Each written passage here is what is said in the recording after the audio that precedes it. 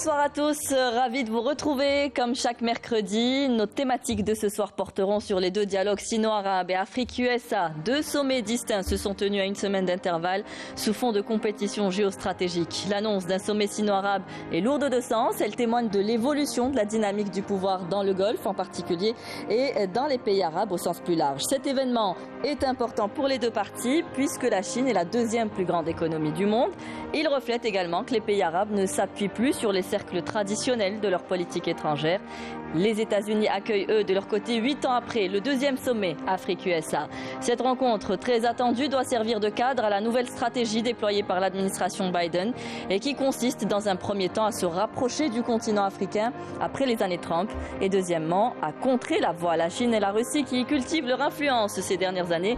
Quels sont les enjeux de ces deux sommets? On en parle dans notre premier plateau. Dans l'actualité nationale, le président Abdelmadjid Tebboune a également donné des instructions pour réviser la loi sur l'urbanisme sur la base d'une véritable planification urbanistique afin d'éradiquer définitivement les aspects d'anarchie et pour que toutes les opérations de construction et de réalisation soient soumises à l'avenir à un encadrement juridique et strictement réglementé, notamment dans les villes. Comment mettre fin aux constructions illicites et comment harmoniser nos villes? Ce sera notre deuxième thématique. Et pour commencer, nous accueillons Monsieur Mohamed Berhouk. Bonsoir. Vous êtes analyste spécialiste des questions géopolitiques, stratégie et sécurité. Merci d'être avec nous sur ce plateau. Nous avons Monsieur Kamel Mensari, consultant de Canal Algérie dans les questions politiques de politique internationale. Merci d'être avec nous également. Je vous remercie. Et nous avons par Skype Monsieur Majid Nama. Bonsoir. Bonsoir. Vous êtes directeur de la rédaction d'Afrique-Asie. Merci d'avoir accepté notre invitation. C'est moi que vous remercie. Alors, comme je le disais, pour commencer, on va revenir sur ce sommet d'abord sino-arabe qui s'est tenu la semaine dernière à Riyad, un événement important, comme je le disais dans l'introduction, pour les deux parties, puisque la Chine, aujourd'hui, investit clairement au niveau des pays arabes, une relation qui remonte à longtemps. Ce n'est pas que d'aujourd'hui, à travers les routes de la soie, mais on sent aujourd'hui qu'il y a un changement dans les politiques des pays arabes. On parlera aussi de l'Afrique plus tard. On veut diversifier aujourd'hui les relations internationales et les échanges commerciaux. Absolument, mais il faut dire que la relation Chine-pays arabe n'est pas nouvelle. Déjà, elle a commencé depuis 2004 avec le Forum de coopération sino-arabe, puis la Chine qui a développé sa propre doctrine en matière de politique étrangère vis-à-vis des pays arabes en 2016. Et on a tous ces pays arabes qui font partie de cette logique de projection d'influence de la Chine par l'ordre de la soie. Mais il faut dire qu'aujourd'hui, il y a une nouvelle réalité géopolitique liée aux volontés de quelques pays arabes, notamment quelques pays du Golfe, à se libérer quelque peu de cette relation de dépendance stratégique par rapport aux États-Unis. On parle de ces pays qui ont un cadre de coopération, mais c'est ces pays qui ont aussi des contraintes liées à des coopérations liées à leur souveraineté, notamment après 1991. Avoir le sommet de Riyad, c'était un sommet qui englobait deux autres, le sommet sino-saoudien qui a pu donner un autre sens à cette relation qui est définie comme étant un partenaire stratégique global. C'est le troisième dans le monde arabe après l'Algérie et l'Égypte, donc c'est une nouveauté, mais aussi par rapport à ce forum qui a été annoncé lors du sommet de Riyad, c'est les 6+1 qui serait un autre forum au sein même de cette zone arabe. Le sens qu'on doit donner à ce sommet, c'est un sens de renouveau. Donc c'est un renouveau de cette relation qui a été quelque peu, redéfini par le contexte actuel, le contexte de reconfiguration géopolitique mondiale, mais aussi de la volonté de quelques pays, notamment l'Arabie saoudite, de diversifier à la fois ces partenariats, mais aussi de créer deux nouvelles logiques. Une logique de diversification par la production de la richesse et deuxièmement par une diversification de ces partenariats, ce qui n'est pas très favorable à cette notion de domination entre guillemets américaine sur cette région. On comprendra tout à l'heure, je parlais tout à l'heure dans l'introduction de compétition géostratégique. Alors aujourd'hui, il faut essayer de comprendre les intérêts qui sont en jeu, que veut la Chine, quels sont les intérêts pour les pays arabes, que représente ce sommet finalement. D'abord la Chine. Dans le contexte actuel. Hein. Tout à fait. D'abord la Chine, après le Covid, donc son économie a été quelque peu contrariée. Il y a eu une récession avérée. Donc la Chine a besoin de redynamiser l'économie pour qu'elle reste cette puissance sur laquelle on peut compter. Évidemment, donc il faut bien évidemment diversifier ou bien relancer ses investissements dans les zones où elle a de l'influence, où elle a de l'amitié, c'est-à-dire où il n'y a pas de turbulence, où elle ne risque pas d'être contrariée par des obstacles ou par des sanctions. Nous savons qu'aujourd'hui, la Chine subit des sanctions énormes. Il faut le dire, le dernier rapport sur la sécurité américaine qui a été publié en octobre dernier, où l'administration Biden essaie désormais a fait de la sorte que la Chine devienne l'ennemi numéro 1 et surtout la priver des moyens de se développer. C'est attaquer des segments qui sont vitaux pour la Chine, notamment dans la matière de technologie. L'exemple le plus frappant, c'est de toucher ce qu'on appelle les puces. Et là, c'est vraiment quelque chose qui va bouleverser la donne du moment que la fabrication des puces, c'est-à-dire viser la 5e génération, c'est-à-dire le 5G. Ça, c'est d'un côté. De l'autre, la Chine a besoin d'assurer dans le climat actuel du monde et ses approvisionnements en hydrocarbures sans être perturbée par ce qu'elle a souffert jusque-là dans la mer de Chine. La Chine est en train d'essayer d'assurer ses approvisionnements en matière d'hydrocarbures en passant par le Myanmar, parce que c'est là-bas qu'elle a construit le nouveau hub pétrolier le plus important d'Asie pour éviter justement le détroit de Malacca et éviter la mer de Chine, là où les turbulences, où les frictions avec les États-Unis sont les plus risquées, les plus palpables. Et justement, c'est une zone vraiment à turbulence et de grand trafic maritime qui risque de perturber justement le commerce de Chinois, notamment que le détroit de Malacca est contrôlé par la marine américaine avec la complicité ou bien la participation de l'Indonésie et des pays. Donc la Chine est entourée de pays de zones conflictuelles. Elle a des conflits maritimes avec l'Indonésie, avec les Philippines, avec le Japon, avec la Corée. Donc les approvisionnements vont désormais passer par le Myanmar. Par la voie terrestre, bien évidemment. Il y a aussi aujourd'hui le besoin de créer une sorte d'alliance. Donc, il ne faut pas oublier que l'Arabie saoudite elle est membre du G20 et en même temps, elle est la locomotive en matière d'investissement dans la région du Golfe. Donc c'est elle qui dicte pratiquement sa politique sur la région du Golfe. En plus de ça, la Chine est en train de renforcer sa présence en matière d'investissement, notamment dans un pays comme l'Irak, qui est sorti d'un désastre humanitaire, d'un désastre social, d'un désastre économique. C'est elle qui est aujourd'hui en train de réinvestir justement dans tous les segments pétroliers, dans tous les champs pétroliers, en allant de Dirbil jusqu'à Al-Basra. Donc il y a ce secteur c'est le secteur névralgique avec 3 millions de barils de jour pour l'Irak. Même dans l'éducation et autre chose. Oui, mais les écoles qui vont être construites justement à partir de cette année.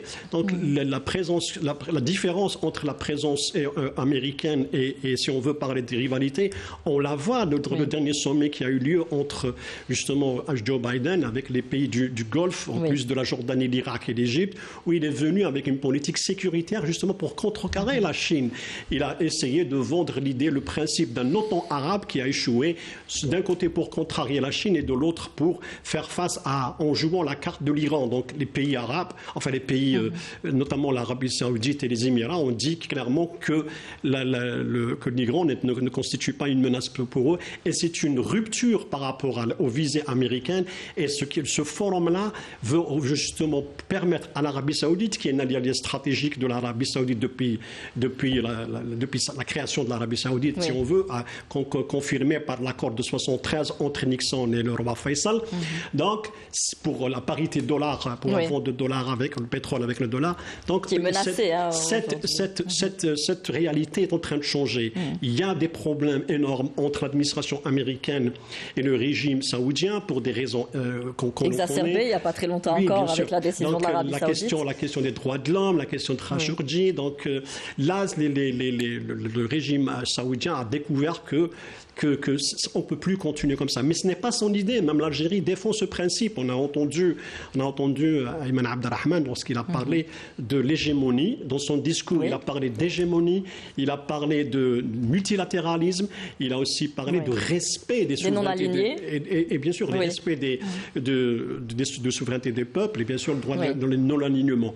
Tous ces paramètres-là rendent quoi? Renforcent déjà la position saoudienne, renforcent la position algérienne et font en sorte à ce que désormais la question des blocus ou des blocs se concrétise. Donc on va vers un monde de blocs.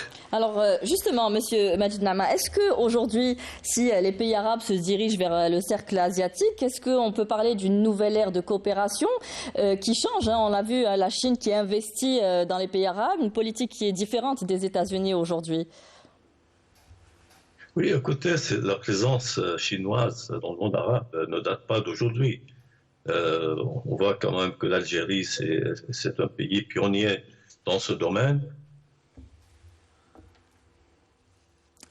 Le partenariat quinquennal avec la Chine, qui va transformer l'Algérie en hub pour une grande partie de l'Afrique. Pour l'Arabie saoudite, je pense quand même qu'ils ont retenu les leçons géopolitiques qui se déroulent actuellement. Et surtout, ils ont très mal reçu la gifle que Trump, en 2018, lors de sa visite historique en Arabie saoudite, quand il a dit au roi, moi j'aime le roi, mais vous avez de l'argent, s'il vous plaît, casquez. Sinon, vous ne resterez pas là 2 semaines. Ça s'est très mal passé dans les pays arabes, et surtout en Arabie saoudite. C'était une humiliation sans précédent dans les relations entre les 2 pays.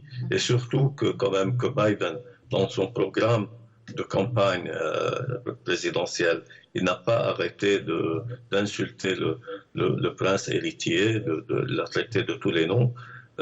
Et puis, avec la guerre d'Ukraine, les Saoudiens ont compris qu'il y a un changement dans l'ordre international dominé jusqu'à maintenant par les États-Unis. Ils travaillent pour leurs intérêts. Ils savent que le dollar, on ne peut pas compter éternellement. La politique de sanctions, elle pourrait un jour les toucher eux-mêmes. Donc, ils n'ont plus confiance ils ne mettent plus leurs avoirs seulement dans les banques américaines, parce que du jour au lendemain, ils peuvent être gelés. On l'a vu avec la Russie, il y a à peu près 300 milliards de dollars qui appartiennent à l'État russe qui ont été gelés. La politique des sanctions, finalement, au lieu d'intimider les pays qui sont visés par ces sanctions, c'est au contraire les renforce. On l'a vu en 2014 avec la Russie. La Russie, en 2014, à cause des sanctions européennes et américaines, est devenue autonome dans le domaine de l'agriculture, des engrais. Elle a renforcé sa puissance militaire. Donc, ça a toujours été le cas, même en Irak. Si vous vous rappelez les sanctions américaines, c'était l'embargo le plus barbare qu'on n'a jamais vu. Et avec ça, l'Irak n'a pas été battu par les sanctions, mais par la force militaire américaine et occidentale. Et qui finalement, ça s'est traduit par une catastrophe géopolitique sans précédent. Idem pour l'Afghanistan. On voit comment les États-Unis, après avoir occupé ce pays, maintenant, elles gèlent son budget, ses avoirs qui sont dans les banques américaines. Donc, à mon avis, il y a un changement de système mondial et pour une fois, les pays du Golfe, ils ont compris que leurs intérêts ailleurs, n'est pas de rompre avec les États-Unis, mais de diversifier leur partenariat. Très bien, merci. Je vous demanderai juste d'essayer de moins bouger pendant votre intervention, s'il vous plaît. Il y a un petit problème de son avec vous. Alors, je reviens à ce nouveau style de coopération. Il le développe aussi M. Majid Nama, qui parle d'une approche différente de la politique étrangère. Est-ce qu'aujourd'hui, la politique internationale adoptée par la Chine est plus proche de celle des pays arabes?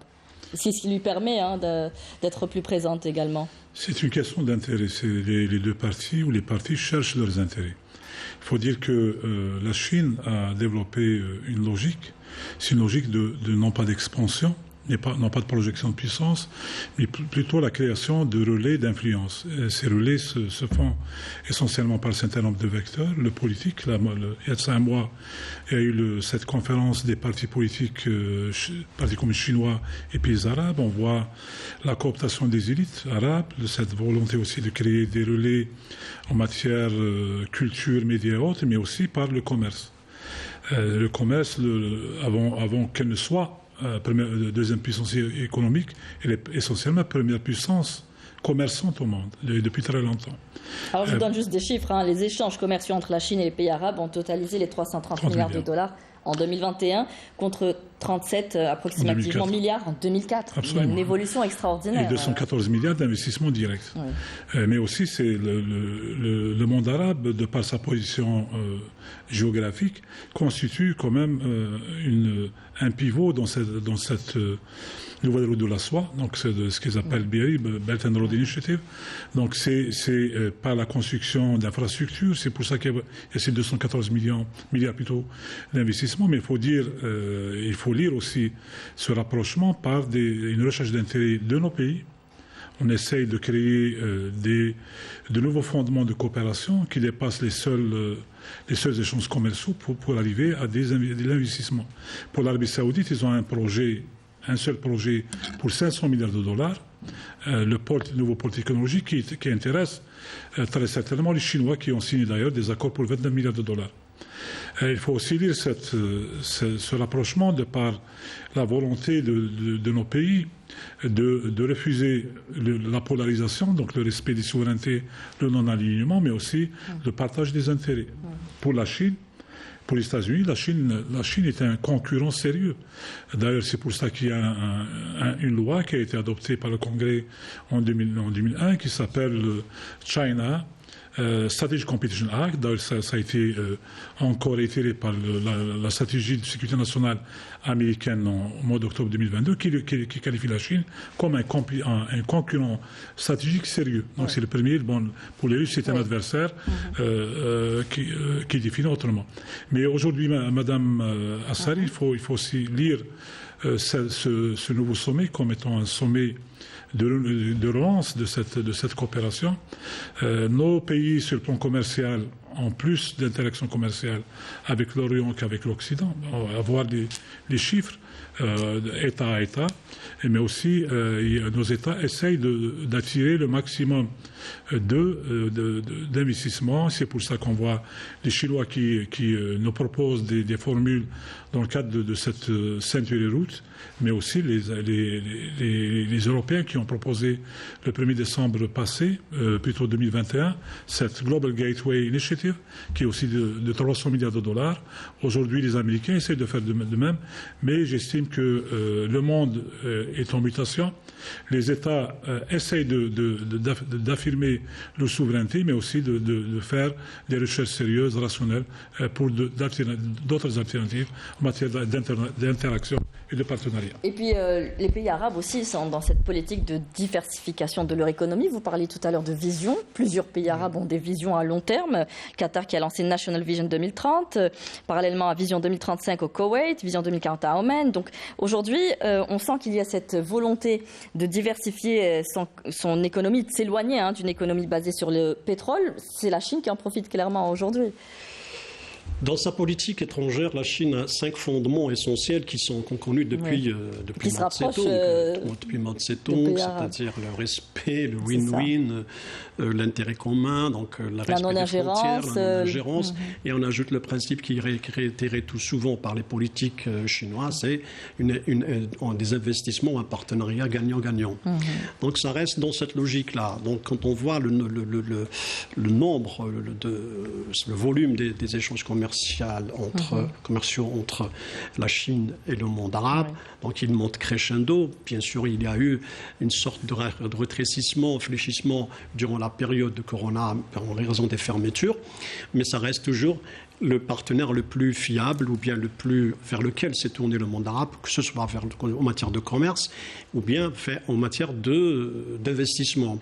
On prévoit que d'ici 2030, le monde arabe, la Chine deviendra le numéro 1, le partenaire économique numéro 1 par rapport à l'Union européenne. Aujourd'hui, c'est l'Union européenne qui est le numéro 1 dans le monde arabe en matière d'échanges commerciaux, mais on prévoit que ces investissements vont atteindre les échanges vont atteindre 340 milliards en 2030. Donc ça fait peur à des pays, ça fait peur à bien évidemment aux États-Unis ou bien à la Chine, ou bien à l'Union européenne.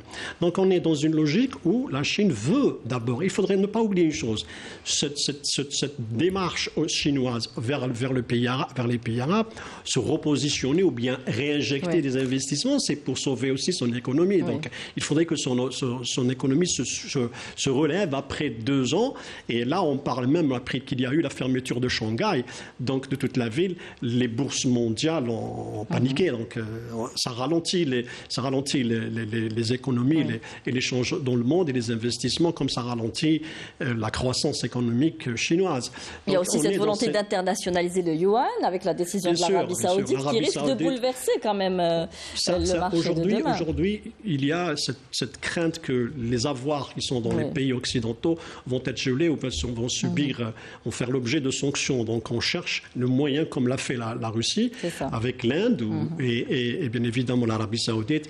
L'Arabie Saoudite va vendre son énergie à la Chine qui consomme 60% de commerce qui traverse le détroit de Malacca jusqu'à aujourd'hui. Les approvisionnements énergétiques se vont à la Chine. Donc, au lieu de les payer en dollars, au lieu de payer en dollars, elle paye en RMB, en monnaie locale, pour que justement les Saoudiens puissent acheter avec cet argent des produits locaux. Donc il y a une sorte de troc et ça reste toujours dans un cadre contrôlé par les 2 pays sans passer par le SWIFT ou sans passer par un autre mécanisme qui peut être contrôlé par... Le contexte lui permet aujourd'hui de... Oui. Donc aujourd'hui, cette idée-là de diversifier, y compris les monnaies, est posée par les BRICS aussi. J'allais y arriver aux BRICS. Par les BRICS, l'Algérie veut y intégrer justement, ça aide l'Algérie pour réduire un petit peu sa dépendance. Non, c'est pas sa dépense, mais sa facture en devise, donc acheter en yuan et vendre en yuan aussi. Donc ça permet à ces pays-là de se débarrasser un petit peu de la lourdeur de l'hégémonie du dollar, et y compris de l'euro. On est dans une logique où maintenant c'est les intérêts nationaux qui priment. On n'est pas dans une logique de partenariat pour faire plaisir comme on l'a fait durant des années avec les partenaires étrangers parce qu'il y avait de l'argent, parce qu'il y avait du pétrole, était en hausse.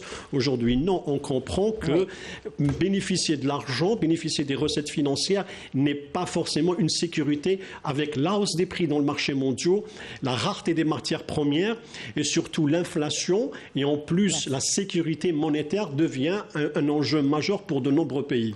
Alors justement, Majid Nama, c'est un peu ce qui se dit depuis tout à l'heure. Donc le dollar qui a toujours longtemps dominé par défaut le marché de l'énergie, aujourd'hui peut-être remis en cause par cette décision de l'Arabie Saoudite d'aller vers le yuan. Cela place la Chine encore en forte position. Et puis il y a aussi donc les BRICS, puisque M. Monsari vient d'en parler. C'est un autre domaine où les objectifs du CCG, du monde arabe, trouvent une certaine synergie. En tout cas, c'est la tendance naturelle qu'on constate maintenant. Le dollar, il y a 30 ans, 20 ans à peu près, représentait 90% des échanges dans le monde. Maintenant, il est moins que 60%. Et ça va continuer. Pourquoi ? Parce qu'on utilise le dollar comme une arme, pas seulement contre les adversaires politiques, même contre les alliés. On se rappelle que la banque BNP, la banque française BNP, a dû payer une amende de 10 milliards de dollars parce que là, échanger avec des pays considérés par les États-Unis comme des parias, avec le Venezuela, avec l'Iran, avec la Syrie, avec le Soudan. Donc la politique des sanctions joue contre le dollar, ça c'est sûr et certain. En plus, l'économie chinoise, elle est en voie de devenir la première économie mondiale.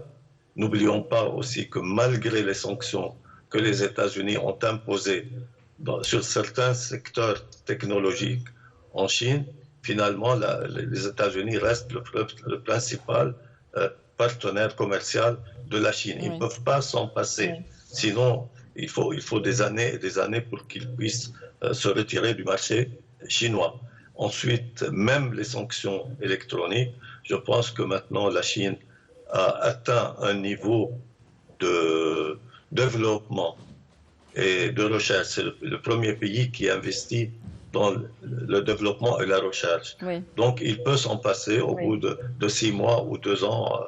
On comprend que la menace est réelle aujourd'hui. Et la Chine ne se déploie pas qu'au niveau des pays arabes, se déploie aussi en Afrique. Aujourd'hui, même l'Afrique est devenue un enjeu géopolitique. Il y a le sommet Afrique-USA qui se tient actuellement. Il s'est ouvert hier. Il s'étalera sur 3 jours. C'est cela, l'Afrique devient aussi un enjeu géopolitique. Bon, l'Afrique est un enjeu géopolitique majeur, mais il faut aussi dire que c'est un champ de compétition stratégique pour les puissances actuelles et émergentes. C'est un peu pour contrer, toujours, les États-Unis qui essaient de contrer les influences chinoises et russes.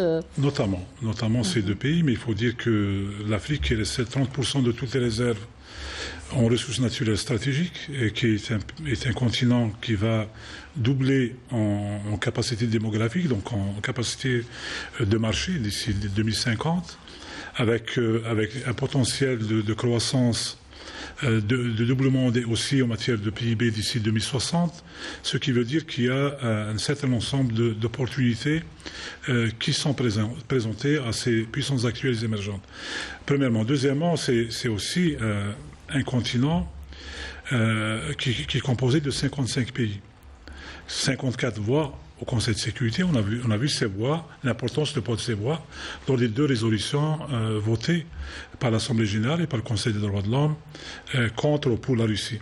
Troisièmement, et c'est la chose la plus importante, c'est que l'Afrique aujourd'hui pour la Chine est un continent important sur 3 points. En matière de ressources, potentiel commercial, mais aussi projection de puissance, puissance militaire. La première base militaire chinoise est à Djibouti.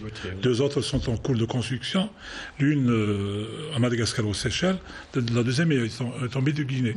Plus de 20 pays sont dépendants aujourd'hui à moins de 50% de leurs achats militaires. Et puis aujourd'hui, on voit de plus en plus d'infrastructures qui sont construites par la Chine et des fois avec des clauses de dépendance. On a vu ces problèmes entre Djibouti, Kenya et la Tanzanie par exemple. Mais ça reste quand même aussi un champ où les États-Unis ont beaucoup d'avance. Le premier point en faveur des États-Unis, c'est déjà avoir un commandement militaire, donc qui est en 2007, Afrique, mais aussi avoir des accords non pas de présence, mais des accords de relations militaires avec 52 pays sur les 55. Aujourd'hui aussi par rapport aux États-Unis, et c'est pour la première fois qu'on voit 2 stratégies développées en 3 ans. La première en 2019, lors de la présidence de Trump, c'était décembre 2019, c'est une nouvelle stratégie américaine vis-à-vis de l'Afrique. La deuxième, qui est à mon sens importante, c'est celle du mois d'août 2022, qui a défini les 4 secteurs prioritaires de cette stratégie américaine, notamment dans le cadre sécurité militaire, mais aussi dans la gestion de la cité, dans gouvernance, démocratie, jeunesse, élite, etc. Mais on comprend que les États-Unis sont surtout présents en Afrique dans le domaine sécuritaire. contrairement à la Chine. C'est ce qui aujourd'hui, j'entendais tout à l'heure un Africain qui disait avec les États-Unis, on ne sait jamais comment ça va se passer. Cela change avec les administrations. On l'a vu avec Trump, ça n'est pas du tout passé, même avec les pays arabes. Joe Biden qui montre un certain intérêt. C'est le deuxième sommet après 8 ans de Barack Obama, donc ils sont un peu frileux. Ils se tournent donc vers ceux qui veulent investir et développer leur pays. Donc on sent aussi qu'il y a aussi une balance entre les deux pôles. Si vous permettez juste une chose. Non, il faut lire l'histoire des relations entre les États-Unis et l'Afrique pour bien comprendre la chose. Les relations entre les États-Unis sur le plan politique ont vu pratiquement un changement fondamental à partir de 1994. L'Afrique a été quelque part délaissée pendant la guerre froide par les États-Unis au profit de la France et de ses alliés, premièrement. Deuxièmement, on a vu à partir de 1994 cette volonté de relancer les relations politiques, mais aussi à des fins économiques. Ce qu'on a vu comme choix sécurité, c'était en 2002. En 2002, c'était par rapport au Sahel. C'était bien avant la première attaque d'envergure en 2003. C'était le Plan Sahel c'était la première initiative de Plan Sahel qui a été lancée par le gouvernement Bush, justement pour contrecarrer l'émergence d'un front de terrorisme qui a été plus tard revu en un partenariat transsaharien pour la lutte et la prévention du terrorisme. Et puis en 2007, c'est la création d'Africom. Aujourd'hui, ce que les États-Unis cherchent à faire, c'est essentiellement arriver à créer un équilibre entre le sécuritaire et l'économique, à lire juste le programme de ce sommet pour comprendre l'importance de la donne économique dans ce sommet.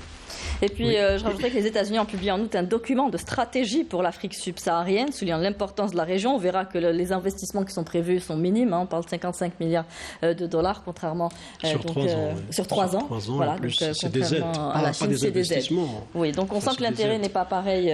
Il y a une différence d'approche entre la Chine. Quand on compare les investissements de la Chine en Afrique, par exemple, c'est 735 milliards de dollars, donc c'est énorme.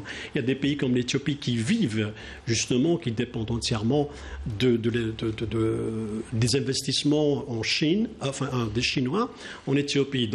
Donc c'est pour cela que l'Éthiopie est devenue un exemple de croissance. C'était le premier pays africain à atteindre une croissance à 2 chiffres. Donc ça, c'est un exemple de l'approche chinoise en Afrique. C'est-à-dire l'investissement à outrance, et bien évidemment, il y a certainement le soft power chinois, celui qui est d'agir par les moyens culturels et par d'autres moyens pour justement renforcer sa présence à long terme. Ceci d'un côté. De l'autre, si on voit ce qui déroule aux États-Unis actuellement, sur quoi les États-Unis vont se baser justement dans ce qui a été appelé le sommet USA-Afrique. Il y a justement que l'aspect justement d'approche, mais il n'y a pas d'investissement. On parle justement de 3 milliards de dollars qui vont être investis, alloués au corps médical qui ont lutté contre la pandémie. Ça reste dérisoire. Et c'est pour ça qu'il y a fait réagir beaucoup d'Africains qui disent à quoi ça sert d'avoir des aides qui maintiennent les aides. C'est pour ça qu'on reproduit la philosophie de Thomas Sankara, c'est avoir des aides pour ne plus dépendre des aides. Et c'est le cas. Les États-Unis ils ont créé le fonds USAID, ils ont créé l'initiative de libre-échange avec le Maroc, l'AGOA, c'est-à-dire l'initiative de permettre à certains pays africains d'avoir des avantages douaniers pour vendre leurs produits aux États-Unis, mais ça reste toujours minime. La présence américaine en Afrique, elle a été d'abord contrariée, c'est-à-dire c'était un terrain qui n'était pas américain, il était français et anglais avec le Commonwealth et l'Afrique et la France avec sa prolongement colonial avec la France-Afrique et tout. Donc, il y avait déjà... Là, les États-Unis n'étaient pas présents. Cet intérêt-là, parce qu'il y a une menace. D'abord, la Chine, très forte présence en Afrique, qui est arrivée partout dans tous les pays. L'un des plus grands ports va être construit au Cameroun, donc, sans oublier celui au Soudan. Donc, il y a la base militaire. Une autre base militaire va être aussi probablement construite au Soudan aussi. Donc, l'approche américaine en Afrique, elle est sécuritaire. Ils ont l'Afrique, certes, ils ont 5 bases militaires au Niger, avec les 4 autres bases militaires françaises, plus allemandes. Donc l'approche, le traitement de l'Afrique, il est militaire. Et à chaque fois, les États-Unis parlent que de terrorisme. Mais est-ce que justement, je rappelle, pour ce qui est de l'Algérie, par exemple, il y a eu l'Algérie, pour elle, n'était qu'un partenaire, sous l'administration Bush, n'était qu'un partenaire sécuritaire dans la lutte antiterroriste, mais pas un partenaire commercial en comparaison avec le Maroc. Donc l'Algérie a été utilisée que pour, justement, aux yeux de Washington, qu'un partenaire de la lutte antiterroriste. C'est pour ça qu'on appelle, à chaque fois on revient dans la rhétorique américaine, l'Algérie est un pays stratégique en matière de lutte antiterroriste. À travers, bien sûr, il y a eu pour le Sahel, justement, il y a eu le Trans-Sahel en 2003, il y a eu le Pan-Sahel en 2005, et puis on a avancé vers des initiatives qui n'ont pas abouti. Donc forcément, il y a un problème. Donc les pays africains regardent les États-Unis comme un pays qui veut non pas pour venir aider les Africains en matière de développement économique avec des investissements concrets et réels, mais justement juste pour poser la question sécuritaire et faire barrage à la Russie, à la Turquie et à la Chine.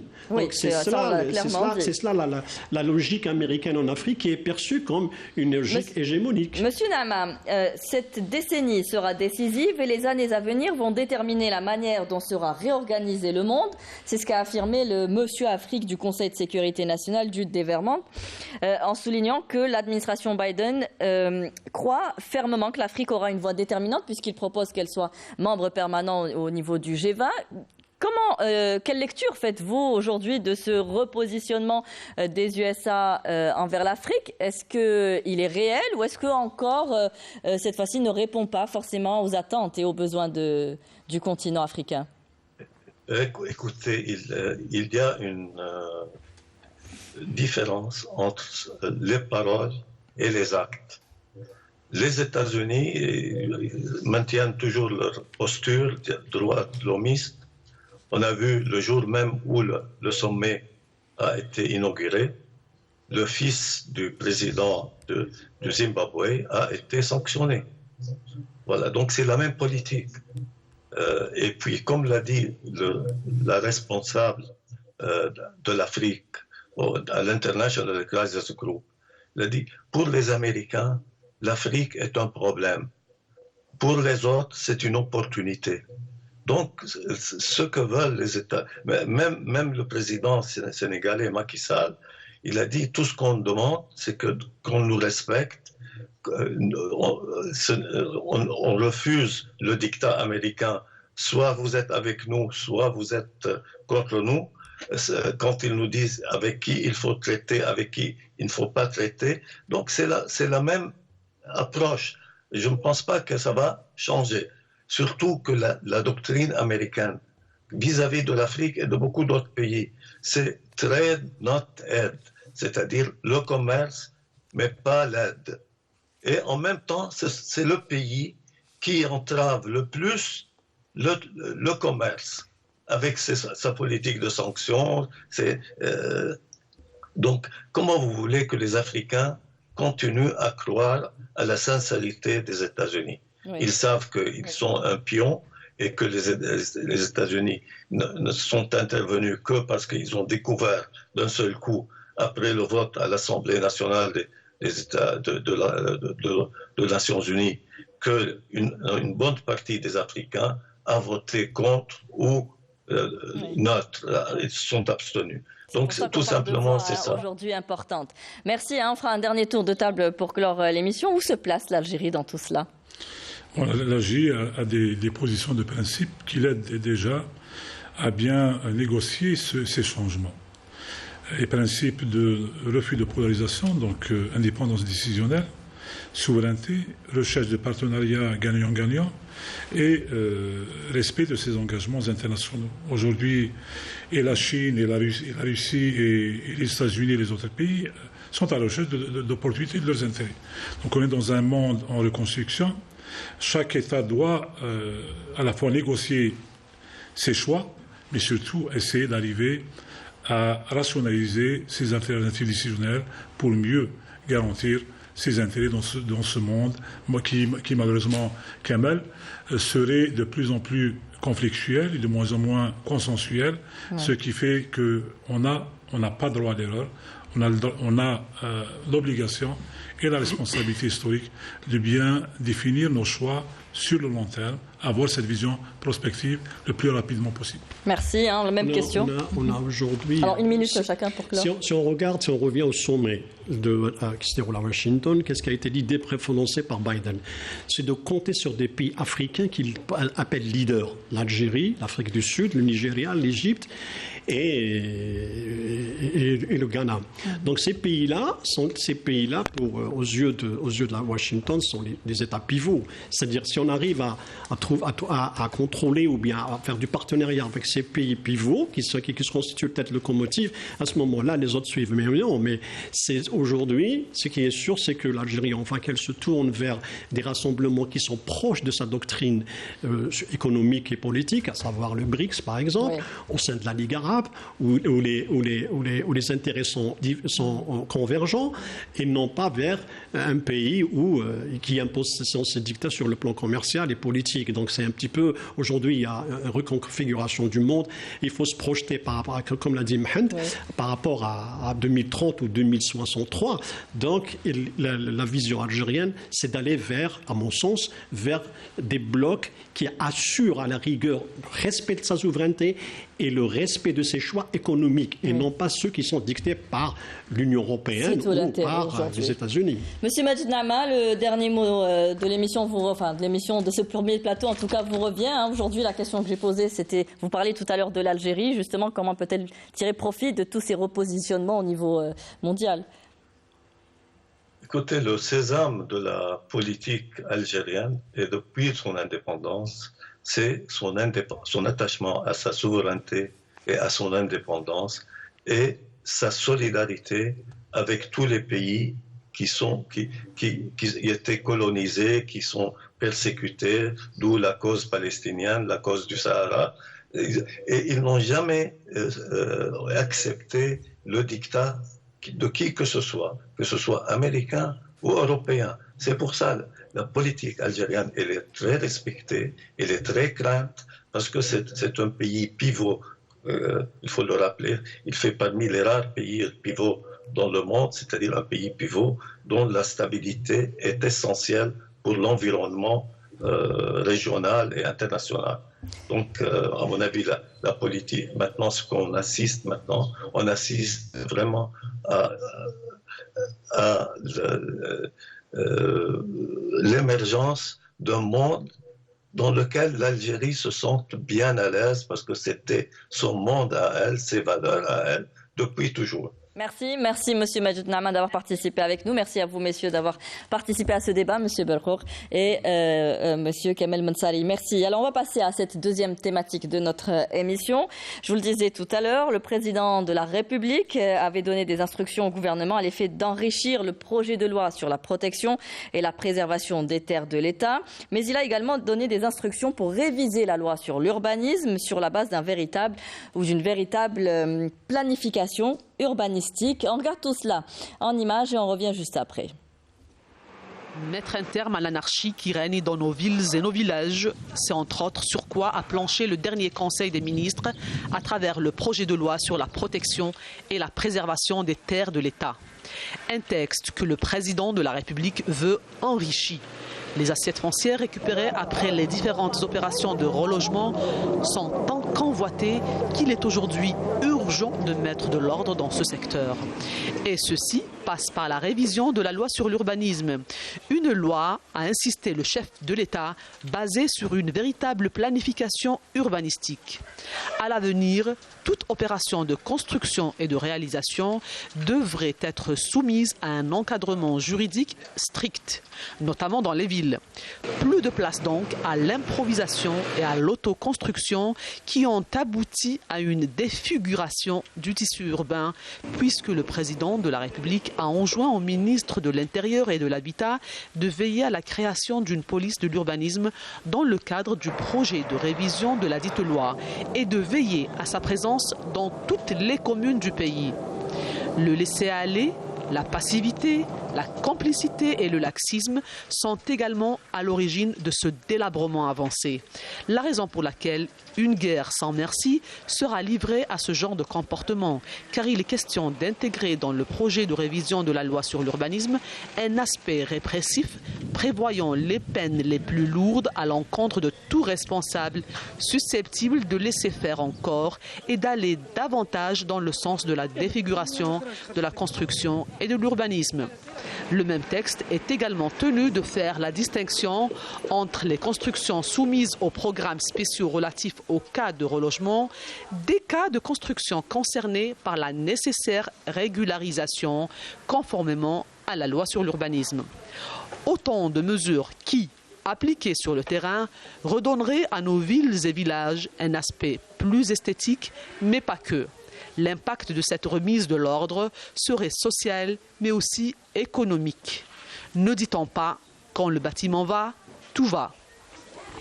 Voilà, on revient sur le plateau. On accueille Monsieur Abdelrahman Benyamina. Bonsoir, vous êtes expert en économie et dans le domaine immobilier. Merci d'être avec nous. Si je me trompe sur votre... Expert en immobilier, plutôt. Très bien. Économie immobilière. Voilà, économie immobilière. Merci d'être avec nous ce soir sur le plateau. Monsieur Adel Swami, bonsoir. Vous êtes architecte, urbaniste et enseignant à l'EPO, École Polytechnique d'Architecture et d'Urbanisme. Alors, le titre de cette émission, Urbanisme, comment remettre de l'ordre? La question est vaste. Aujourd'hui, on sent qu'il y a des instructions fermes. On en a parlé il y a un an, Monsieur Swami, de cet avant-projet de loi qui intervient 30 ans après la promulgation de la loi 90-29. Aujourd'hui, voilà, la question se pose, comment remettre de l'ordre chez nous? On sent qu'il y a plus de volonté d'aller vers plus de répression. On a vu ce qui s'est passé ces dernières semaines au niveau de la wilaya d'Alger, où il y a eu des démolitions de constructions illicites. Alors comment on en arrive aujourd'hui là? Après 10 étages, on se réveille, on se dit, tiens, cela n'est pas conforme à la loi urbanistique. Ne fallait-il pas déjà agir en amont? On va dire, si je peux me permettre de commencer, c'est que c'est toute une histoire. C'est-à-dire que vous avez dit qu'on vient de se réveiller. Non, je parle des communes. C'est-à-dire que ça s'est déjà passé il y a une année. Il y a eu des démolitions, on laisse faire et puis on reprend. Exactement, et on reprend. Voilà. Justement, c'est qu'on a essayé de faire plusieurs fois. Si on démarre juste de 90, on va dire il y a la 2006, puis il y a la 2009, tout ça, c'est pour répondre à, je dirais ça qu'on est sur des produits toxiques sur le territoire. Ou si j'oserais utiliser le terme économique, on est sur un actif toxique sur un territoire qui est censé d'être construit convenablement, conformément à ce qu'il fait à l'international et aux normes internationales. Donc l'Algérie a essayé de régler ce problème de construction illicite à maintes reprises, pratiquement 2 fois par décennie, jusqu'à la 1508 qui a été renouvelée éternellement et jusqu'au dernier texte, le 55-22. J'ai fait exprès de citer ces textes parce qu'à la fin on se pose une question fondamentale. Comment ça se fait qu'avec tous ces textes, on n'arrive pas quand même à projeter des outils et des mécanismes? Bien sûr, chacun son époque, chacun sa période, mais je dirais, si je parle du moins à partir de 90-29, je pense que c'est juste après on a commencé à construire illicite. Mais je pense que l'illicite a donné son boom extrême depuis la 1508. C'est comme si on a dit aux gens, allez-y, point de départ, c'est le T0, commencez à construire illicite. Pourquoi? Avant que les 5 ans se terminent. Ça, je vais m'arrêter ici pour laisser la parole à mon collègue. Mais juste un point, c'est que la 1508, il y a un reproche fondamental. Une loi de 5 ans qui va régulariser un territoire de 2 382 000 km². Et c'est une loi qu'on a prolongée, c'est un texte qu'on a prolongé plusieurs fois, sans donner de résultats. À la fin, on est retombé sur le 22-55 qui donne comment régulariser, mais vous payez. Est-ce que ça va régler? On va voir ça au fur et à mesure, sans vouloir monopoliser la parole. En tout cas, sur le visuel, pas forcément. Est-ce que c'est les outils exécutables qui manquent aujourd'hui, comme vient de dire, M. Benyamina? M. Benyamina m'a tendu la perche parfaitement, parce que je voulais commencer avec ça, avec la 1508. C'est véritablement... la première loi déjà, du fait qu'elle ne donnait pas la capacité de pouvoir projeter des visions d'urbanisme. C'est-à-dire qu'elle permettait de faire du technique, de faire ce qu'on appelle l'urbanisme opérationnel sans avoir de vision. Et donc c'est ce qu'on tentait de se dire d'alignement, hauteur, occupation au sol, etc. Donc ça, c'était pas terrible, qui ne permettait pas de créer une vraie vision de ce que c'est qu'une ville. D'une ville, oui. Là, ça, c'était la chute petit à petit. La 1508, c'est le toboggan. C'est-à-dire qu'on a dit aux gens que vous pouvez régulariser à condition au bout de 5 ans. Après, on a rajouté 3 ans. Normalement, ça devait s'arrêter en 2013. Ça fait 9 ans. Ça a été prolongé. Et pire, il y a un article qui vous dit dedans, si vous construisez sur des terrains, il est interdit de construire sur les terrains publics, mais il y a possibilité quand même de régulariser. Waouh. Donc, prenez le risque, il y a des chances. Et l'erreur qu'on a avec cette loi, du moins ce qu'on ne connaît pas d'elle, d'ailleurs le titre il est trompeur, c'est qu'elle ne s'est pas fixée comme objectif seulement de régulariser des situations impossibles, elle ne s'est pas fixée seulement comme objectif de permettre, ce qui va permettre de parler des outils, de donner des règles sur comment construire dorénavant et qu'est-ce qu'il faut faire et comment on vous sanctionne si vous ne le faites pas. C'est qu'il y avait un chapitre qui disait « Penser la qualité de l'esthétique de l'espace architectural et urbain ». Il y avait un titre, c'est un des objectifs. Malheureusement, le titre, c'était que régularisation, mais dans l'un des objectifs. Et là, à un moment donné, on voit, mais pour pouvoir l'appliquer, des textes vont venir. Les textes qui ne sont jamais venus. Ça, jamais venu. Oui. Ça date de 2008, oui. Et nous sommes en 2022. 14 ans après, nous n'avons pas vu le texte d'application. Donc, et c'est vrai qu'on en avait parlé l'année dernière. Oui, justement. L'année dernière, on avait parlé de cet avant-projet. Oui. Au moment de l'émission, je découvre qu'il y avait cet avant-projet, donc j'avais les représentants. J'ai eu la chance, juste après, de pouvoir le voir. Et à mon grand plaisir, il est magnifique. Je vous dis très sincèrement, je l'ai lu. Et en termes de loi sur l'urbanisme, on voit que déjà, on change de stratégie. On a entamé, pas totalement, mais quand même, on a entamé le fait qu'on a des visions. Maintenant, on demande qu'il y ait des visions. On parle de développement durable. Développement durable, de résilience, de prendre en considération l'aspect sociétal, etc. Ça, c'est magnifique. Bon, il y a toujours le petite erreur qui est, quelque part, on veut toujours quantifier. Et ça, c'est toujours l'erreur. Oui. Quand on fait une loi qui doit gérer un territoire de 2 300 000 km², un pays continent, on ne vient pas demander à essayer, par un texte de loi, imposer la même règle d'Alger à Tamanrasset. Oui. C'est pas possible. Oui. Il y a eu encore ces petits trucs-là. On en a parlé également, voilà. Respecter l'aspect architectural de chaque région. Et d'ailleurs, cette loi-là, justement, elle est en train de proposer, pour pouvoir la mettre en application. Oui. Les idées sont là, mais elle sait qu'elle ne peut pas tout mettre en place. Donc on dit, ça va être géré par un texte d'application. Et les textes d'application, il y en a au moins une trentaine. Il y en a 35 et 39 si j'ai une bonne mémoire. Donc ces textes-là, c'est ça où il va y avoir le danger. Le danger n'est pas dans le texte fondateur. Le texte fondateur, pour une fois, contrairement à la première, nous parle de vision. Il ne donne pas la vision. Il dit qu'on doit tenir compte et il laisse la possibilité à chacun des projets, lorsqu'il se développera d'une manière locale, de pouvoir développer des stratégies avec des visions locales. Sauf que, si, quand on dit il y a une nouvelle loi de répression qui sera encore plus dure, tant mieux. Faudrait-il déjà, avant, qu'il y ait quelque chose de qualité à préserver.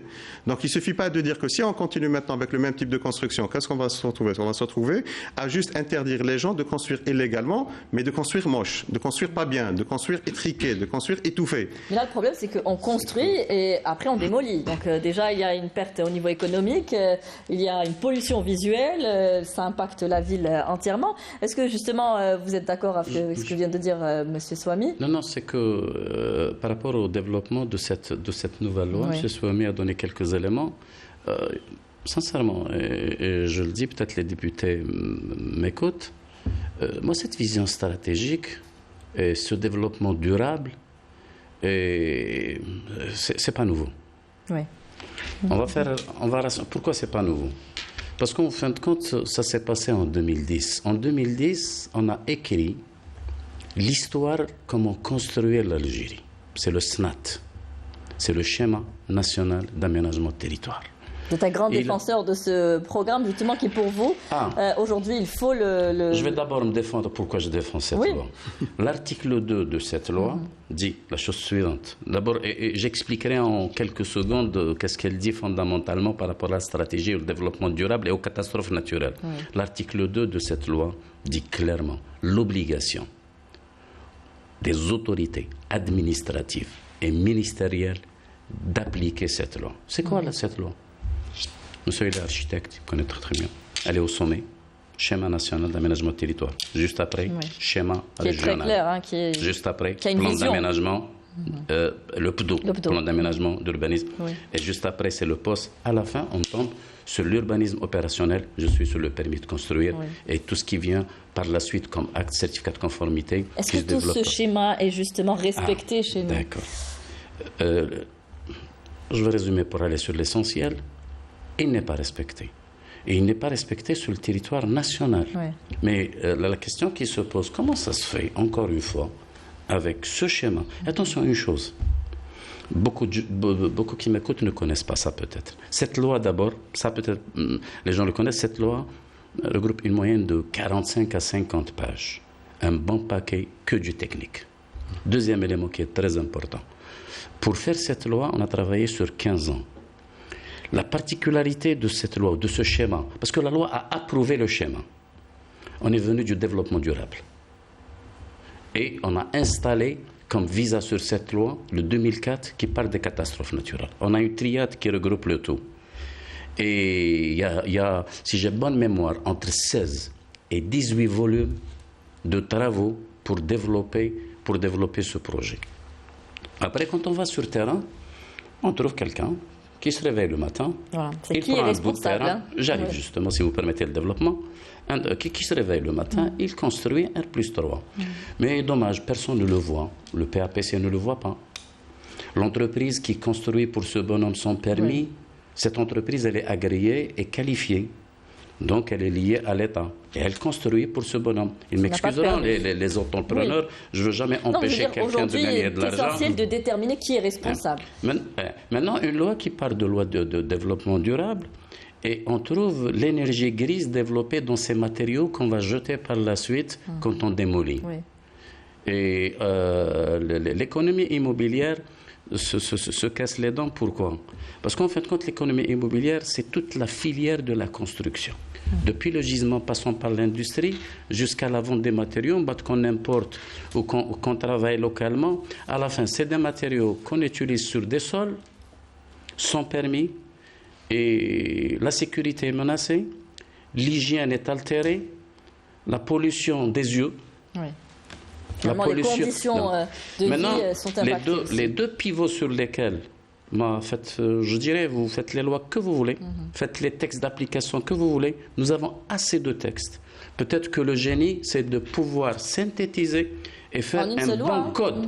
Non, c'est un code. Parce qu'en fin de compte, effectivement, tout ce qui est foncier, urbanisme, c'est assez compliqué. Mais vous dites que nous avons déjà un cadre juridique qui pourrait nous permettre déjà de respecter aujourd'hui la construction de nos villes avec une vision technique, réglementaire, urbanistique. Aujourd'hui, à qui incombe la responsabilité? Est-ce que c'est les collectivités locales? Est-ce que c'est la société civile? Parce qu'aujourd'hui, construire une ville, c'est plusieurs segments.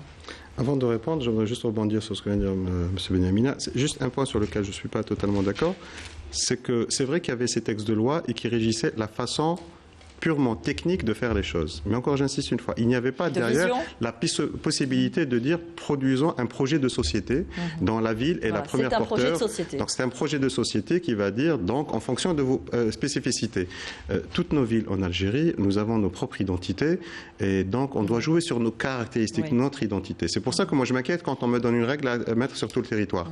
Même si elle est bien technique et bien faite. On ne peut pas construire des tours dans les villes du Sud, par exemple. Et donc à partir de ce moment-là, il y avait des textes qui déjà n'étaient pas appliqués, mais même si on les appliquait, bien, on aurait juste eu des bâtiments bien alignés, mais avec aucune esthétique, aucune vision, aucune identité, etc. On se limiterait à ça. Or, maintenant, l'esprit de le nouveau texte de loi, c'est il ouvre cette possibilité-là. Maintenant, à qui incombe? Parce qu'il ne suffit pas seulement d'avoir ces textes-là, parce que c'est bien, on a fini par avoir un texte qui ouvre la possibilité, si les autres textes d'application suivent. Mais le problème qui va se poser maintenant, comme dirait quelqu'un, Ahl-Ilm décide, la logistique doit suivre. Et la logistique, c'est entre autres, vous voulez avoir une vision, alhamdoulilah, est-ce que vous formez des architectes, des urbanistes aptes à développer ce type de vision? Alors, quand on voit les formations actuellement, que ce soit dans le cadre de l'urbanisme ou de l'architecture, il y a une bonne partie qui continue à développer un urbanisme d'outils et non pas un urbanisme visionnaire, stratégique. Ça, c'est le premier truc. Donc, la formation. Il est essentiel aujourd'hui que tout le monde, que tous les acteurs participent à cette vision. Donc ça, premièrement, l'université, c'est ça. Deuxièmement, vous allez partir vers les agents qu'on va recruter, parce qu'avant, dans la loi la 1508, avec ses applications, les décrets exécutifs pour montrer comment on va appliquer tout ça, on vous dit qu'il n'y avait que 3 ou 4 agents. Maintenant, on dit on va renforcer. Mettez 200 agents, s'ils ne sont pas qualifiés sur le terrain, ils ne vont pas vous faire ils ne sauront pas quoi faire respecter. Et il ne s'agit pas seulement de venir respecter, tout le monde s'est bien aligné, personne n'a dépassé, tout le monde a respecté la hauteur. Est-ce que véritablement derrière, il y aura une vraie vision d'espace public qui va permettre de collaborer entre tout le monde, de participer, où c'est agréable de vouloir se balader, être ensemble, etc. Est-ce que c'est le cas? Donc il faudrait même ces agents qui on va choisir, on va pouvoir donc les choisir et les former de telle manière à répondre à l'objectif. Il faudrait que le cahier de charge soit aussi exigeant. Pour l'instant, on a beau avoir ce texte de loi, il ne dit pas qu'après, produisez des cahiers de charges exigeants vis-à-vis de la qualité. Il faudrait que les citoyens aussi, à un moment donné, on développe des stratégies pour pouvoir les intéresser à ce genre de démarche. Donc, vous savez, moi j'aime bien prendre un exemple, je ne me rappelle pas exactement c'était dans quelle situation, dans quelle guerre, mais il y avait un moment donné où les gens avaient peur et donc le chef militaire avait dit « celui qui recule, vous le butez ». Et ça n'a pas marché. Puis quelqu'un lui a dit, il faut donner de l'espoir aux gens. Au lieu de leur parler de ceux qui ne veulent pas, qui s'ils n'avancent pas, on les bute, voyons plutôt quelqu'un qui est un héros, qui avance et on va focaliser sur lui. Et ça a changé, ça a donné de l'espoir aux gens. Donc aujourd'hui, il faut montrer par des types d'opérations un peu pilotes comme ça. Et on l'a vu, les gars. Regardez lorsqu'on a réhabilité le jardin d'essai. Les gens se l'ont réapproprié. Lorsqu'on a fait les sablettes, bien ou pas, les gens se l'ont réapproprié. Faisons des petites opérations comme ça et apportons aux gens toute la qualité que ça peut apporter. Et petit à petit, on va les faire adhérer. Ne répondent pas forcément à cela, c'est des cités dortoirs. On répond à une certaine politique, celle du logement, mais il n'y a pas toutes les conditions réunies derrière. Est-ce que nous pouvons encore rattraper cela? Vous savez, rattraper, il faut d'abord arrêter l'hémorragie. Et l'hémorragie, je le réitère encore une fois, on a les outils pour l'arrêter. Vous parlez de la pollution des yeux, Monsieur Benyamina. Ah oui, c'était un documentaire que j'ai vu, ça fait quelques années sur la télé, et je pensais que c'était un problème ophtalmologique. En fait, c'était un problème urbanistique. Et nous avons chaque jour que Dieu fait, et nous tous, les yeux pollués par des bâtiments en briques, en ciment, à longueur d'année, sur des années. Et en fin de compte, on se fait du mal, et on se tire une balle dans le pied, et on pensait que ça allait s'arrêter. C'est pour ça que, sincèrement, moi je suis beaucoup plus sur outils et mécanismes. Comment arrêter l'hémorragie? Est-ce qu'aller vers la répression, plus de répression, vers le pénal, aiderait justement à faire respecter mieux nos lois? Pour ne pas trop intervenir sur les prérogatives du ministère de la Justice, mais je vais me permettre en tant qu'expert de dire quelque chose, et mon expérience judiciaire aussi. Le pénal, il a ses compétences.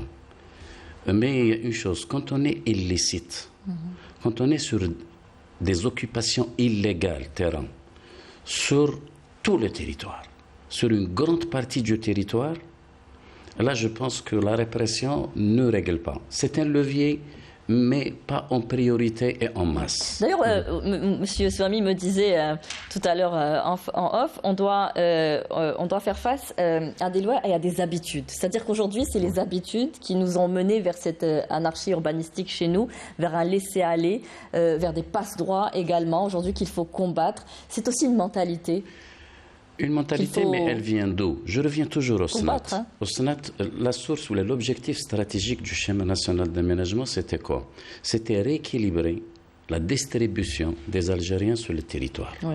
On était sur du 67%, plutôt, oui, 70 à plus, sont concentrés sur 4% du territoire. Oui. Puis nous avons les hauts plateaux et nous avons 67% qui ne sont pas construits. Puis après, la densité ou la concentration, qu'est-ce qu'elle fait? Elle donne un faux chiffre du besoin de logement. Et c'est ce qui se passe. On construit, mais on n'est pas à l'horizontale. L'Algérie est un pays horizontal. Normalement, un pays comme l'Algérie, on ne va pas sur du R+18. On construit des centres spécialisés, ça c'est un sujet. Aujourd'hui, pour sédentariser ces populations, justement, et qu'il y ait cet équilibre, il faut créer des villes harmonieuses. Oui. Avant d'aller vers le futur, j'essaie d'abord d'arrêter l'hémorragie. C'est important. Pour arrêter l'hémorragie, il y a 2 pivots. Il y en a d'autres, mais je dirais les prioritaires. Le PAPC et le Wali avec ses prérogatives. Le PAPC, si jamais ça le dépasse, c'est le Wali qui doit intervenir. Le deuxième, c'est l'entreprise de construction. Si jamais toute personne ou toute personne morale ou physique qui va et ne trouve personne qui construit pour lui, ça c'est bon. Et déjà on l'a bloqué. Et le PAPC, attention, moi je fais appel. On a Google, on parle que le citoyen doit informer. Oui. Moi je donne un outil. Il est très simple et très basique. Tout chantier qui est ouvert, il y a une plaque signalétique qui donne l'information. Faisons appel. Tout Algérien qui voit un chantier sur lequel il n'y a pas de panneau, il prend en photo, il voit au PAPC. On a un datant. Si vous n'avez pas de panneau, je pars du principe qu'on n'a pas de permis, jusqu'à nouvel ordre. Mais est-ce que ça aboutit Parce que vous parlez d'impliquer la société civile aujourd'hui, il faudrait aussi qu'elle sache que ces appels aboutissent. Bon, ça c'est au fond secondaire, mais on le fait. Mais les gens peuvent le faire. Il y a des gens qui ne le feront pas, mais en partie, il y a des gens qui... Et ça commence progressivement. Mais surtout, PAPC, entreprise de construction. On construit avec qui? Avec l'entreprise. Nous avons aussi une tradition. Donc si on doit aujourd'hui aller vers plus de répression, c'est envers ces entreprises de construction. Ah oui, c'est les acteurs de l'État. Et les PAPC qui sont responsables donc de ces constructions illicites. Bien sûr.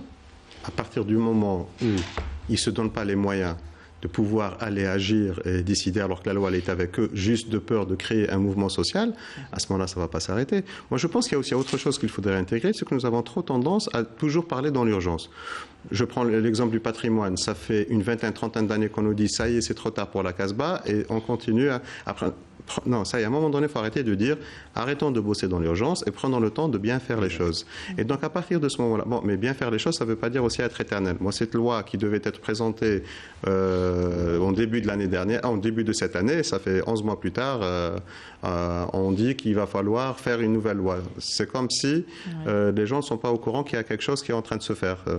Donc, à un moment donné, donc voilà, cette loi-là qui est en préparation, elle a déjà des qualités. Il faudrait maintenant la faire rapidement suivre parce que je vous le dis encore, les différents outils, si vous ne les mettez pas, ça ne va pas marcher. Bien sûr que la mairie et la wilaya sont responsables. À partir du moment où ils ne se baladent pas dans leur ville, ils ne se baladent pas dans leur commune, où ils sont téléportés par hélicoptère pour arriver au niveau du siège de leur wilaya. Donc à un moment donné, quel que soit Ils sont responsables aussi de la protection des terres de l'État, puisque on en parle également, et des biens de l'État. Ah, il était temps, puisque dans je vous ai dit, la également. 1508 disait, vous pouvez même construire sur les terres de l'État, on va vous régulariser. Ils ont été régularisés. Vous vous rendez compte?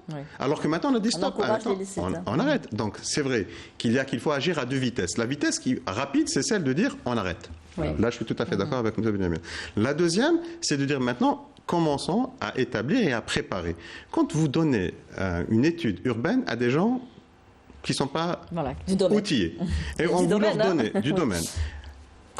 Et même des gens du domaine qui ne sont pas outillés. Vous savez, quand, par exemple, sur la Covid, on rigolait des fois quand on invitait des médecins, je ne sais pas, un dentiste qui vient vous parler de trucs qui sont liés à la pneumonie. Ce n'est pas parce qu'on est tous médecins qu'on est automatiquement tous spécialistes en tout. Là, c'est la même chose. Ce n'est pas parce qu'on est tous architectes, on n'est pas tous automatiquement capables de travailler sur la ville, on n'est pas tous capables de développer sur le patrimoine, on n'est pas tous capables de développer sur les questions de la durabilité. Donc, il faut former des gens pour ça. Donc, déjà, ça, après, de côté. Quand on voit les conditions dans lesquelles actuellement on dit la loi elle sort, continuez à appliquer la façon de lancer les marchés. Vous lancez des marchés en demandant un minimum de temps avec un salaire de misère par rapport aux études. Vous espérez que quoi? Les gens vont vous faire du miracle pour construire votre future ville, pour construire votre future vision de la société. Soyons sérieux.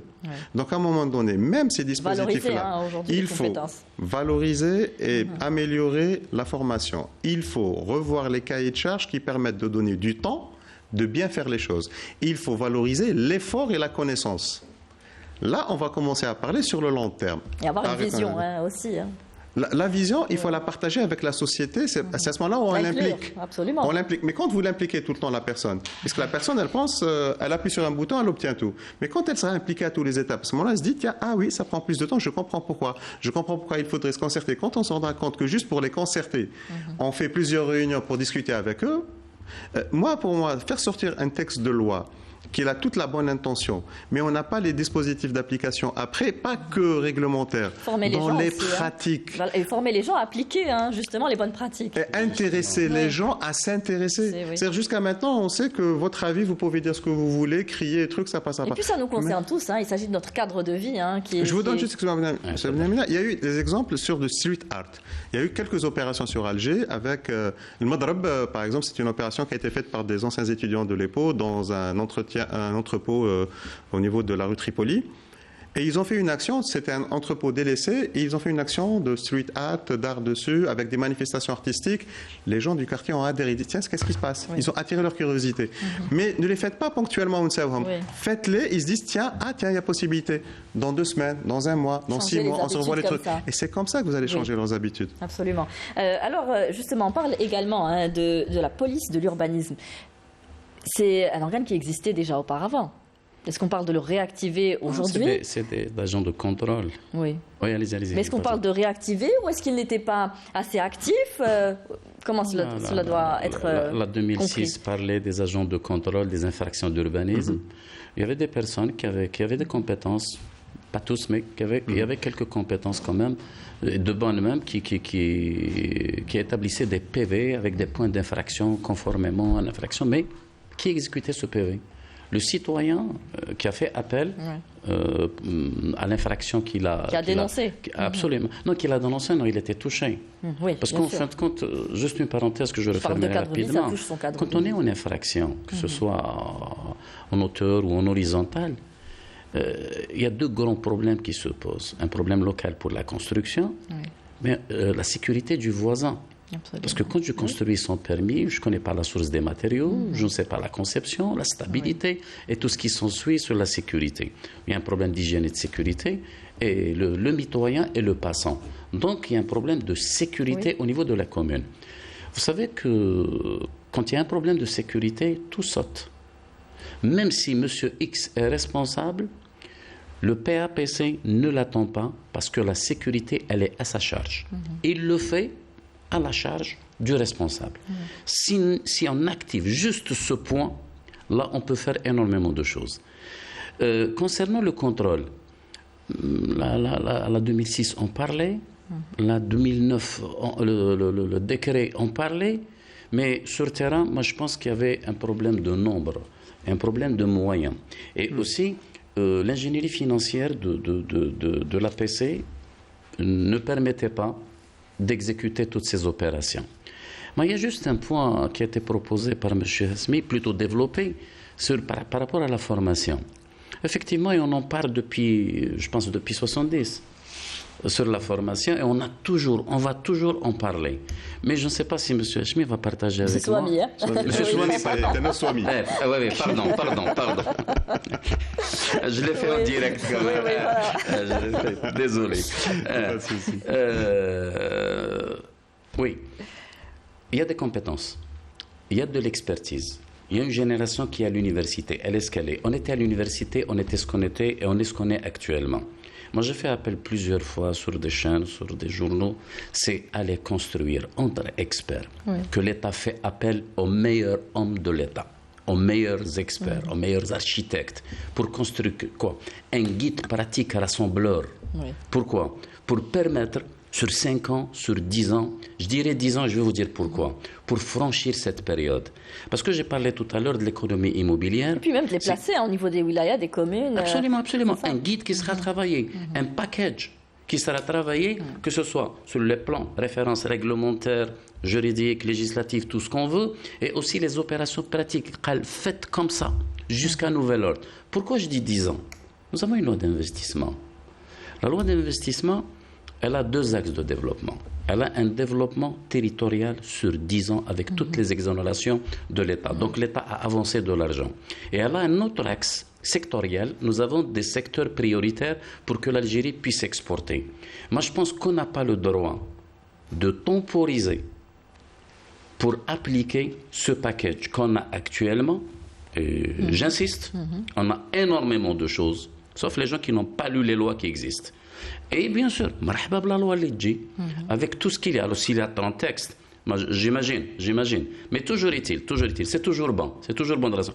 Et faire ce guide, seulement là où je rejoins M. Souami, et c'est extrêmement important, c'est que nous avons des zones. Nous avons le Tel, au plateau, Sud et Grand Sud. Profitons pour installer une fois pour toutes cette culture algérienne pluridisciplinaire.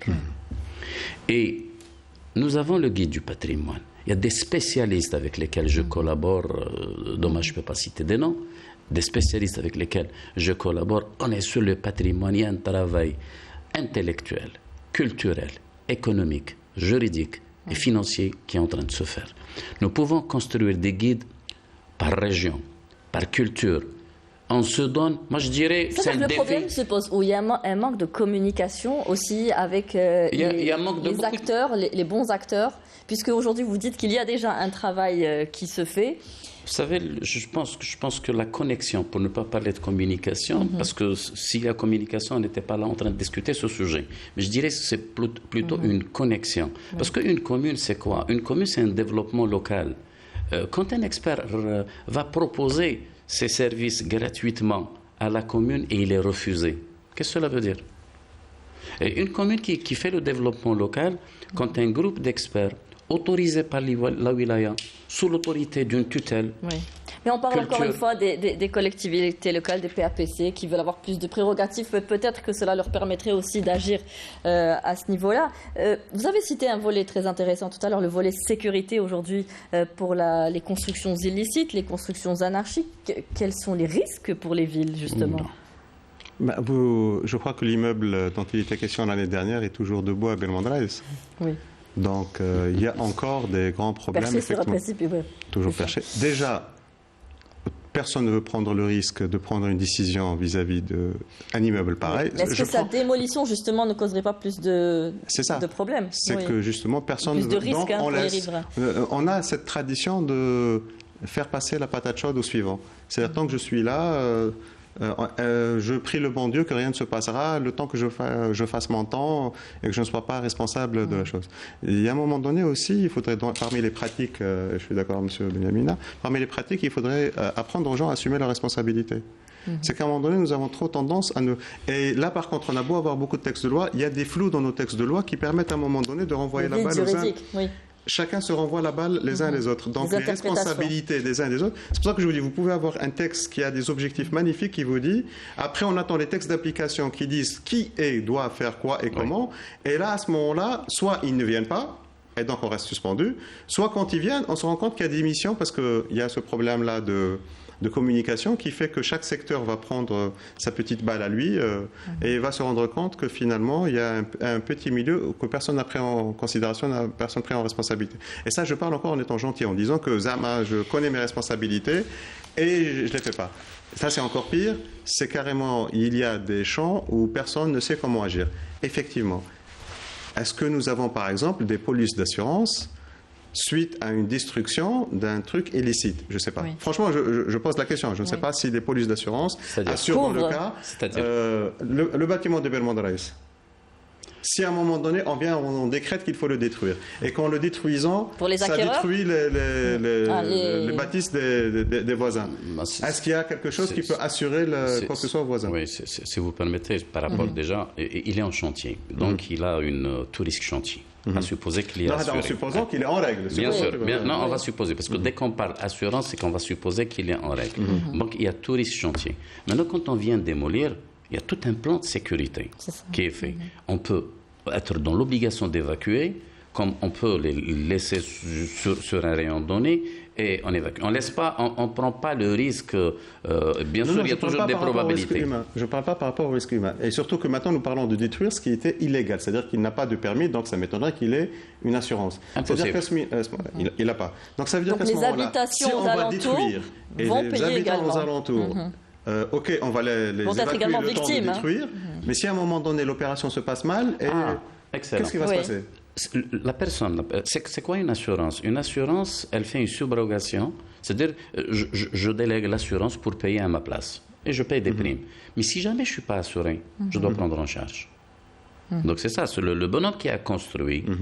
Et seulement, il y a une chose. C'est-à-dire indemniser les voisins qui seront touchés Non, qui seront touchés. Non, pas la démolition. La démolition, on est sur une autre stratégie. La démolition, il y a une étude qui est faite, il y a des techniques de démolition, des outils de démolition. Donc, moi, je parle contre le bâtiment.